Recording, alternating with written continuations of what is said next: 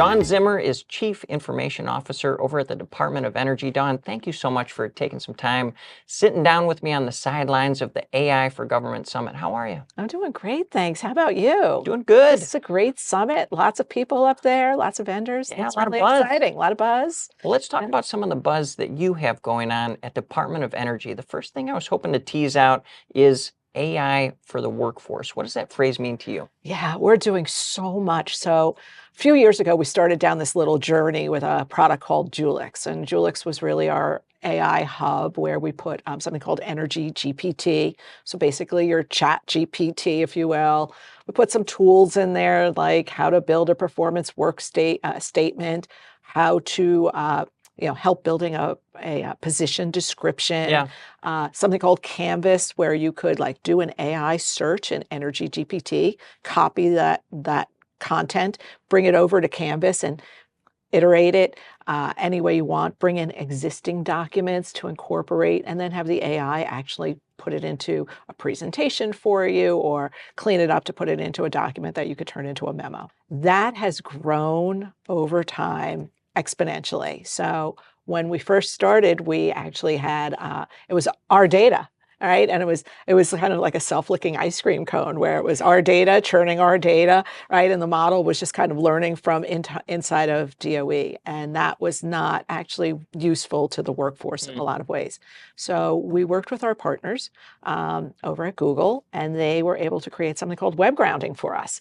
So we now have an environment in our EnergyGPT where we are pulling external data in from the internet through Gemini, but our data, our DOE proprietary data, is not going out. It stays in our environment. So super powerful tool because they are getting now the full power of the internet data that's out there, as well as all of the DOE data that's being kind of churned by usage as the model's being trained internally. The second tool we built is something called Quanta, which is really our data platform. And we've taken a lot of what we learned with Julix. Julix actually feeds into Quanta, and Quanta is built on a Databricks platform.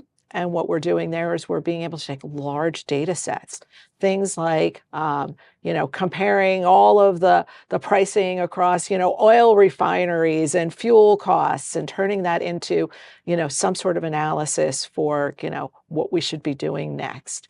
How do we do, energy dominance financing? How should we be doing things like, grid deployment? Those are all really hard technical questions that require massive amounts of public and non-public data. And Quanta allows us to put all of that in a single environment and run those prompts. And the beauty of this has been it's taken off like gangbusters. So it started out with a couple of small use cases, and people were like, "Oh, that's pretty cool." And we just hit a home run with one large use case, and that particular executive told all the other executives. So now we have this terrible problem. We have more demand than we have capacity, where we're working really hard to, kind of keep up with the number of people who are asking us for access to our Quanta environment. We're working with outside partner agencies who are hearing about this thing that DOE is doing and want to see it and learn more about it. So there's an interagency component, and obviously industry, is really excited about what we've been able to do with some of their products to roll them into our environment and drop something that's become kind of a cornerstone for how our executives are starting to look at problems. Maybe not as exciting to those outside agencies or partners, but possibly more important is the work that you mentioned relative to tying data sets together.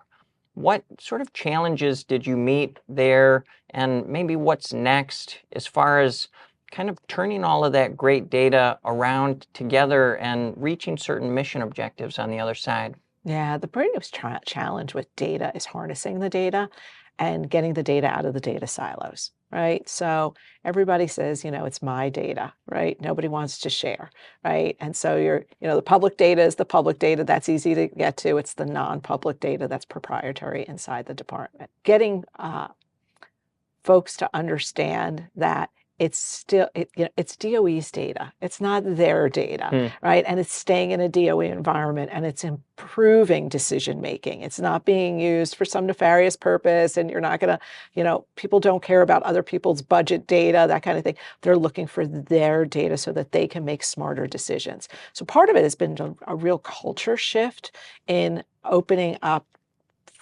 people's minds to how data can be utilized, and that they're actually, if they release the data, they're actually helping fix a problem. They're not, they're actually creating a problem by trying to hold onto the data. So that's been probably like our biggest challenge in that area. But I feel like we're making some headway there, and there's a lot more data sharing going on. What I'm seeing is, various executives saying, "Oh, I just ran some prompts to do these things. Oh, you did. Can I use your prompts and then build off of them?" Right? Or what were your findings? And now I can build Hmm. off and do something else. So that's been kind of fascinating to watch. Most don't believe me when we tell them that the tool can do this, and they go, "No, no, no, it can't." And then we give them a demo, and they're like, "Wow, this is pretty powerful." So yeah, even the deputy secretary is using it now. So he tells me it's wrong all the time, but that's okay. At least he's using it.